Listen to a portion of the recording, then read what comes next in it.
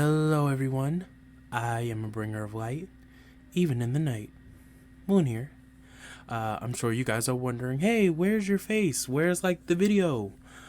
So I have decided to officially turn my spirituality videos into more of a podcast format. So they'll be strictly audio from now on. I just thought that would be better since I don't really have a script for these things, and I feel like in order to have a visual video, you kind of have to have a layout, and I wanted it to be more chill and more relaxed. So I decided to go ahead and just switch over to podcast format. I'm also releasing these on Spotify as well, and I'll have the link to that down below. But today we're actually talking about a kind of touchy subject. Today we're touching on anxiety. Yes, the thing that all teenagers and even young adults have currently. I specifically wanted to talk about my recent experience with anxiety. Because it was kind of a tough thing for me to go through. And it kind of hit me so hard that I felt like I needed to talk about it in some way. I needed to have an outlet. So I felt like this was kind of the best way to do that. So a little brief history. So I've pretty much had anxiety my whole life. I've always been a shyer kid. I've always kept to myself. However, my anxiety didn't start forming into panic attacks until I got older. So I think I had my first panic attack when I was maybe, I want to say 15 or 16. And they happen very sporadically. They're very few and far between. I don't get them very often. So when I had this recent panic attack, it hit me really hard because I haven't had one in years by this point. So I guess I should kind of give a brief rundown of how things transpired. So, I was going to a wedding, right? Now note, this is the first time I've been to a wedding literally since my parents got married, and I was 2 years old. So I didn't have any memories of it whatsoever. And so as it got closer and closer to the wedding, I started feeling the anxiety come on. And, normally I try to avoid events that have a bunch of people that I don't know. If I'm, at least if I don't plan on going with someone really close to me, I try to avoid events like that, which is why I haven't been to any other weddings, because I just don't want to kind of put myself in a situation to feel a bunch of anxiety. But one of the things I wanted to do in 2022 was be a little more, active, be a little more interactive with the people around me and my family, and just try and be more supportive. Because I felt like my anxiety was holding me back from experiences, and I really wanted to try and negate that by just, doing more things, even things that kind of made me nervous or scared. I was like, I still wanted to go.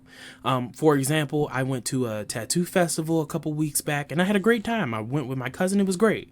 I didn't feel any anxiety at all. I had a really good time. But the closer we got to the wedding, as I said before, the less and less I wanted to go. I was like the first week I was like, cool, I'm going to the wedding. All right, cool, let's go. And then the next week came around, and I was like, dang, And the next week came around, and I was like, man, I don't want to go. I don't want to do this. And it just got worse and worse and worse. And then the day of the wedding happened. Everything's cool at first. Everything's fine. I go to the ceremony. I'm with my family. We're all on the groom side. Everything's cool. The ceremony's fine. Ceremony's only 20 minutes or whatever. Real quick, real easy. The issue came in when the reception started. And I think the reason why I had such a, why it was so different was because, I was sat at a table with, some of my family, but it wasn't really the family that I talked to the most often. And the family that I talked to the most often was on the other side of the room. So I found myself just kind of sitting in silence.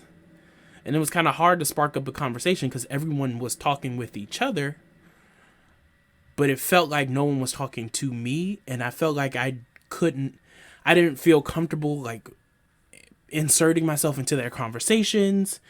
It just didn't feel, I don't know, not necessarily like I was being included, like, because it's not necessarily that, but it felt like I was at the table by myself pretty much. That's kind of how it felt in my mind.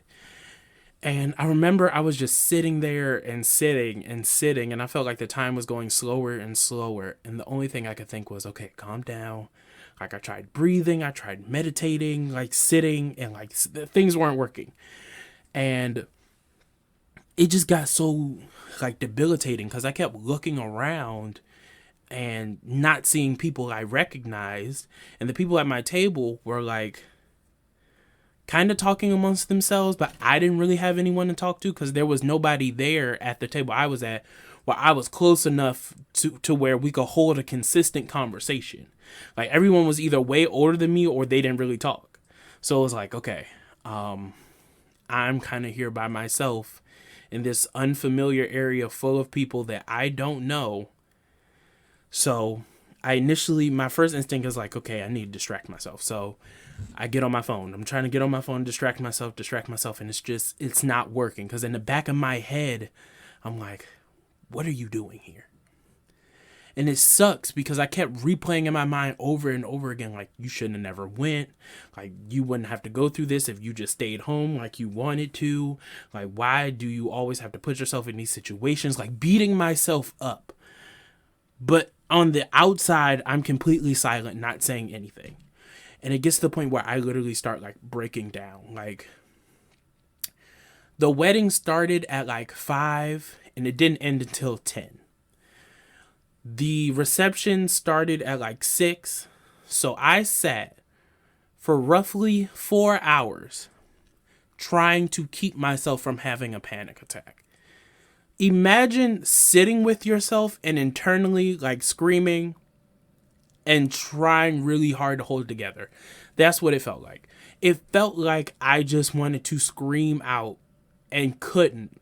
Like, I was being forced to be quiet because I didn't want to make it seem like I wanted to burden anyone else with the fact that I was having anxiety. Like, my family seemed like they were having a good time. Like, they wanted to be there. They wanted to support. And I wanted to support too. And I didn't want to be the reason why they left early. I didn't want that. I didn't want that on my conscience. I didn't want to feel like I upended something or had to be the reason why people can't enjoy their time. I didn't want that. I didn't want anyone to feel like I was being a burden. So I just decided to stay quiet. And it got to the point where, like, literally I was like shaking. Like, because eventually we got up to get food, and I was like so shook up that, like, while I was like picking up the spoon, I was like dropping stuff and things were falling, and because I was shaking so bad. But I just kept it to myself because I was like, I don't want them to feel like I have to leave. Or what if it's a situation where I get up and tell them like I'm having anxiety, and then they say, oh, well, I'm not ready to go yet. Then what do? Do I tell them and then risk it there being a situation where nothing changes? Or do I just fight it through until it's time to go? And literally, it was crazy because I was literally telling myself, like, as the hours went by, I'd be like, all right, you got 4 more hours. All right, you got 3 more hours. All right, you got 2 more hours. All right, 1 more hour, just 1 more hour. And I remember consistently thinking to myself, don't cry. Because for me, when I have panic attacks, when I have anxiety attacks, I cry. That's just what happens. I cry. I cry a lot anyway, but when I have anxiety attacks, the way I kind of release that pressure is for me to cry. And I was sitting with myself just thinking, I was like, don't cry, don't cry. You can cry when you get home. When you get in the car, you holler out, you wail, but do not cry in here. And it was crazy because I felt like I was fighting this battle inside myself and couldn't nobody see me. And, you know, in hindsight, I probably should have just got up and say something. But the thought of me being the reason why my family had to leave early.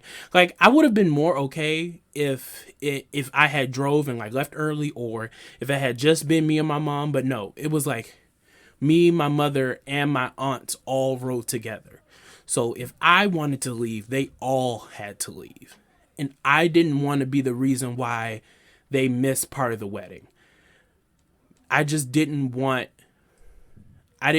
my anxiety to harm or make anyone else feel bad or make anyone else feel upset. So I just decided to deal with it, because I was like, worst case scenario, I just lose it in a car. However, it didn't happen that way, because, and I literally, it was like 9:50, 10 minutes. I just had to hold on for 10 more minutes, but it had got so bad to the point where I wasn't even talking anymore, because my voice was shaking. Like, I had stopped talking. I was just like nodding and like shaking my head like for yes and no. And then it was time for cake. And my mom, she gets up and she's like, "You want cake? I'll bring you some." And you know, moms, they know. She looked at me once and she said, "What's wrong?" And then I couldn't hold no more, and I just started crying. I started crying.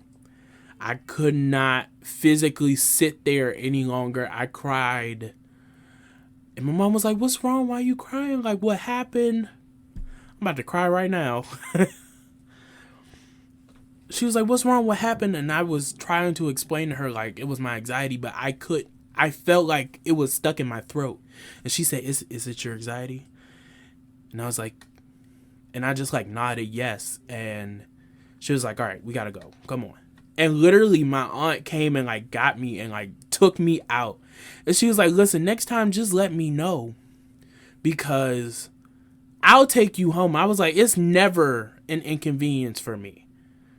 Please let me know." And that made me feel good. But after the fact, when I got home and everybody left, I sat in my bed and I cried again, because I was so embarrassed. I felt so bad about myself, because no, I had not had a panic attack in years. So to sit there at my big age, I'm 21, mind you, and I'm not a small guy. Like, I'm a big dude. I'm like this big 21-year-old like dude, broad shoulders, all that. And to literally have to be consoled by my mother, it felt so humiliating. Like, it felt horrible. And so I cried again in my pillow, and I felt so bad about myself, and I just kept beating myself up, and I was like, why can't I just get through these things?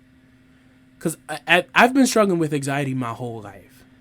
And it's just, anxiety is one of the most frustrating things, because it's something that you have no control over. The most you can do is try and manage it. And it's just like, it's almost debilitating, because it's like, damn, like, I wanted to come out here, I wanted to support, I wanted to be different, I wanted to try and push my boundaries, which is something that you would think would be a good thing, but I'm now sitting here in my room crying because I feel like I burdened other people. Even though now I know that's not the case, it hurts. And it's like, damn, like, I've come so far, I've worked so hard on myself just to get in the middle of a reception and cry, and have my aunt literally hold my hand and walk me out at my big age. Like, I felt so humiliated. So humiliated. Like, I felt horrible. And like, literally, I sat in my room in the dark and cried myself to sleep, because I felt like such a burden. I felt like such a nuisance. I was like, this is horrible. This is terrible. And that feeling persisted with me for the next few days. I woke up the next day, decided to get up and go to the gym that morning and try and get some stress off. And I cried on my way to the gym because, once again, I felt like shit. I felt so bad about myself. So I cried on the way to the gym. I worked out, felt a little better. And my initial goal, because normally when I have like those moments like that, I just need a day of no people. I just need a day of me by myself, doing things I like, doing things I enjoy. But then what happens the day after? We have a cookout. And I'm like, oh, this is not what I wanted. And even though like I tried to kind of like isolate myself, it didn't really work because the fact that they were there in general was just, it made me feel so gross because it was like, dang, like what is wrong with me? Like that's what it feels like. It's like, what is wrong with me? Like why can't I go to my cousin's wedding and have a good time? Why do I have to sit and be terrified for 4 hours straight? Why? Why can't I just have normal social interactions? And I was beating myself up all the way up into the wedding was on Saturday. I didn't finish loathing until Monday. Literally, you want to know what I did on Monday? I laid in the dark and I slept. And I did not leave my room till 8:30 that night. I did not see a single person. Nobody saw me that whole day except for Journey. And I sat in my room and slept. Because I felt so mentally exhausted that I couldn't do anything else. I was like, I just need a minute. I just need a day. I don't want to do anything. I don't want to be productive. I don't want to work. I don't want to do nothing. I laid in the bed and didn't do shit all day. And normally when I have days like that, I beat myself up and be like, I could have been doing anything. I could have been productive, anything. But when I woke up that night, I didn't feel that way. Instead, when I woke up, I felt refreshed. And I was like, okay. And then I heeded back to my mom's words because my mom was like, you did so good. She was like, you didn't do bad at all. You did it the whole time. She was like, you might have broke down at the end, but you did really well. And I thought back to her words and I was like, you know what? She's right. I stepped out of my boundary and I held on for as long as I could. And I may not have made it to the end of the wedding, but I fought through it. And I persevered and I didn't give up. And that is admirable enough. Do I still think it's kind of embarrassing? Yes, but that doesn't mean I'm not going to work through that.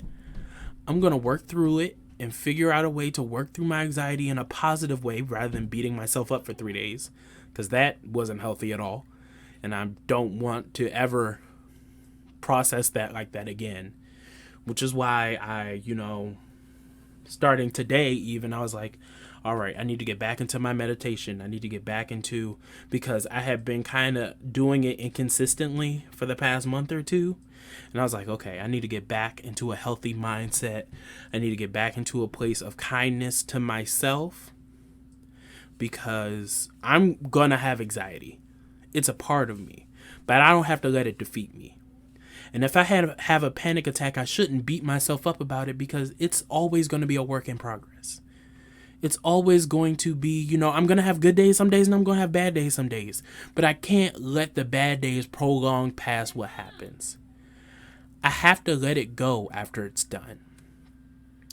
And that's pretty much the lesson that this taught me. Because I like to think that the things that happen to me are lessons. And like I'm meant to learn from them and take that information and move on. And this was a lesson in being kinder to myself. I had to learn to be kinder to myself, to be acceptable of when I push boundaries, and sometimes I may fall, but to make sure I get up after. Because I stayed down for 3 days when I had that panic attack, and that shouldn't happen. Now, I'm not saying I should perk right back up and be like, I'm great, because that's not realistic. But what I am saying is that I shouldn't let it beat me down to where it persists for multiple days, where I feel horrible. Like I don't want that. I don't need that in my life. I worked very hard to get to a place where I can be kind to myself, and I feel like I kind of let that slip through my fingers because I was filled with so much anguish. But now I've kind of got back into my meditation. I'm, kind of regrounding myself after that situation, and I'm like, you know what? I did a good job. I stepped out my comfort zone, and you know what? It may not necessarily have ended well, but the fact that I took that step to step out of my comfort zone, something that I would have never done previously, is amazing in itself. Now, I'm not saying I'm going to go back to a wedding anytime soon, but I am saying that that won't be my last one. I'm saying that I will continue to step out my comfort zone, even if it makes me uncomfortable. Because that's how you grow. That's how you change. And even though this experience wasn't necessarily a good one, it was a learning one. And so I'm going to choose to take that with me throughout, my life and be like, you know what? I'm still going to take that step. And even if I go back 2 steps, I'm going to move forward 3. Every time. And I will not let this situation defeat me. I'm not going to let it do that. It tried. I was beat up. But I'm not going to let it defeat me. I'm going to stand tall and I'm going to stand strong, even with my anxiety. And I'm going to choose to be present in the moment and accept, yes, I had an anxiety attack. I sure did. And I'm not going to hide it. I'm not going to keep it a secret. It's not humiliating. It's not embarrassing. It's human. I'm human. I have anxiety. Something I deal with on a daily basis. And for one day it got the better of me. But every time it wins, it's another time that it's going to lose. I'm constantly fighting with it, constantly working towards, being a more stable person. And then my anxiety is part of that. And the more I work on it, I know I'll get to a point where even in situations like that, I can overcome it. Literally, if I would have had a panic attack like that years ago, that down period where I was down for 3 days, that would have been a week of me moping around, depressed, feeling bad for myself. And I can be honest about that. Yes, I spent 3 days sad. I did. But the next time it happens, it might go down to 2 or 1, or it might even be a few minutes, maybe a few hours, maybe a couple seconds. But I know that as I continue to work through and go through my journey with my anxiety, that it gets a little easier. And that's what I wanted to tell you all about my experience. That, even though I had a not so great experience, even though I felt so bad in that moment, and even after it, in coming out of it, I learned something. And I know that through time and perseverance that it'll get better. Even a little bit at a time. Even if it never necessarily goes away. I'm still going to fight it. But that's all I have for you guys today. Please remember to like and subscribe and comment how you guys felt about this episode of the podcast. Like I said, we are also featured on Spotify. If you guys want to go check that out, there's a link in the description below. But I love you all, and I wish you nothing but love and abundance. See you.